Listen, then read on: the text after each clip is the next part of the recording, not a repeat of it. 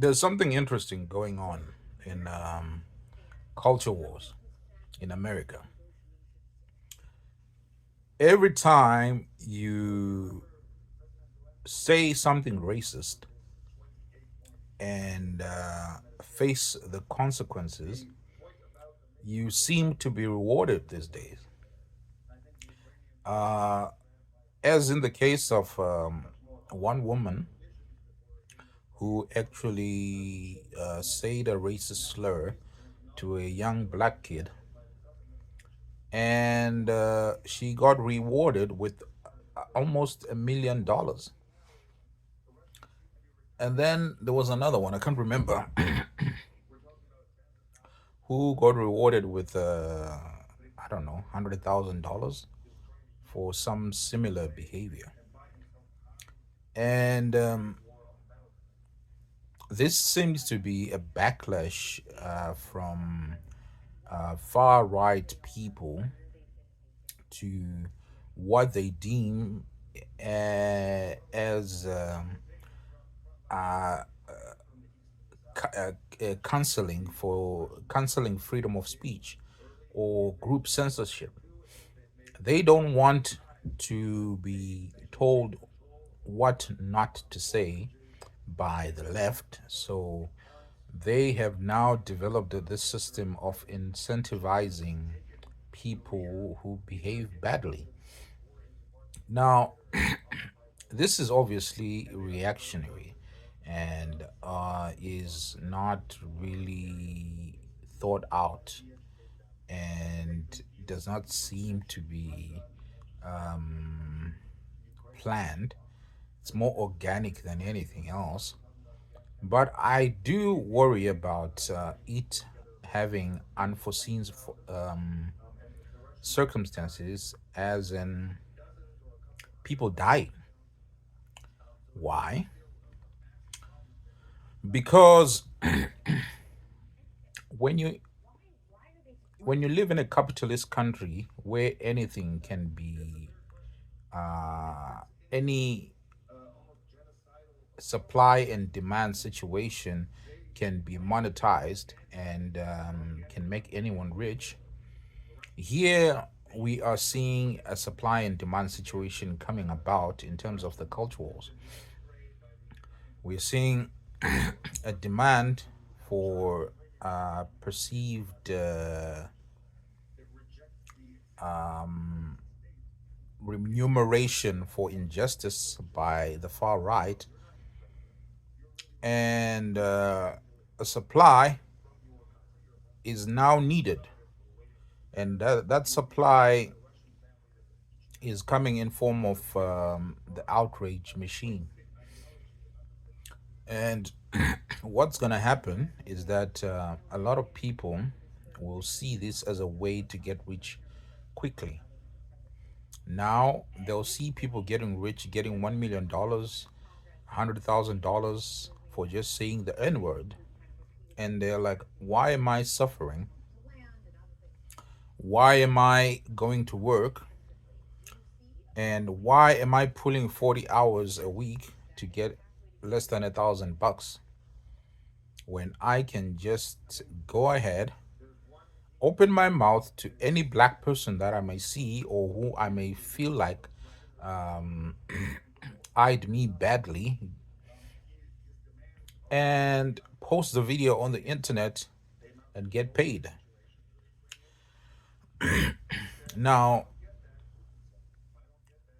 so what's going to happen is that we're going to have an F around and find out situation where people are going about in an already volatile political situation, atmosphere, and they are looking for trouble.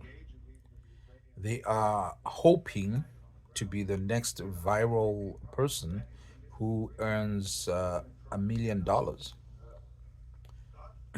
Now, the problem is, we all know that the lotto is played by millions of people, but only one wins, one or two or three. So, not everyone wins. So, now if you get 10 people going around the country looking for trouble in an armed country, well armed population like America, you will get one fool who F's around and finds out with another fool, and that will be the day one of them departs from this world. And when that happens, it only takes a spark to light a fire. Because in this current political climate, when with this current president being as divisive as he is, you are risking civil unrest. You're risking protests. You're risking businesses being looted. You're risking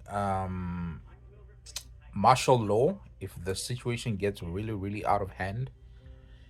And all this because you do not want to have some semblance um, of political correctness. Now, that word has been bastardized recently, but it's a word that comes, that is actually needed. The reason why people were politically correct is because to avoid situations like this, political correctness is needed in a country like America because it's so diverse. It's so diverse and has so many different ethnicities, nationalities, colors of people that there needs to be a social contract in place to keep the peace. Because in a homogeneous society like Japan and all those, and let's say Hungary and countries in Africa or India, when a society is homogeneous, there is less need for that social contract because it is implied and everyone thinks roughly the same way and they know what is expected of their behavior in public, and you do not want to be shunned from the group. But when you're in a country with different norms and values and ways of um, of acting in society, you need a form of unspoken political correctness and unsaid political correctness to prevent misunderstandings from happening. So now what's happening in America is that that political correctness that was in place for decades has been pulled out from the social contract. It was been ripped apart by people like Donald Trump and people like Elon Musk who advocate free speech and not knowing exactly what is meant by free speech. Because as it is, if you say free speech, do you mean I have the right to just offend anyone in public? In a country as medicated as America, in a country as drug addled as America, can you just go around insulting people, insulting groups of people? I don't think so. I think that is wrong. There has to be some line drawn regarding the concept of free speech. So now, with the incentivization of this outrage culture, uh, now which was um, very incentivized online with with the rage baiting and all that, it's now incentivized in real life because now you're paid to be outrageous in real life. Now, online, if you're outrageous and you're cancelled and all that, and people spewing insults to you or anonymously, it doesn't hit the same. But when you're doing it in real life, it's gonna hit differently and with such velocity that you will end up in an ER or worse. So that is a bit worrisome. And I do hope that um, the next volatile situation that comes up will at least cause leaders to actually put some brakes on the situation.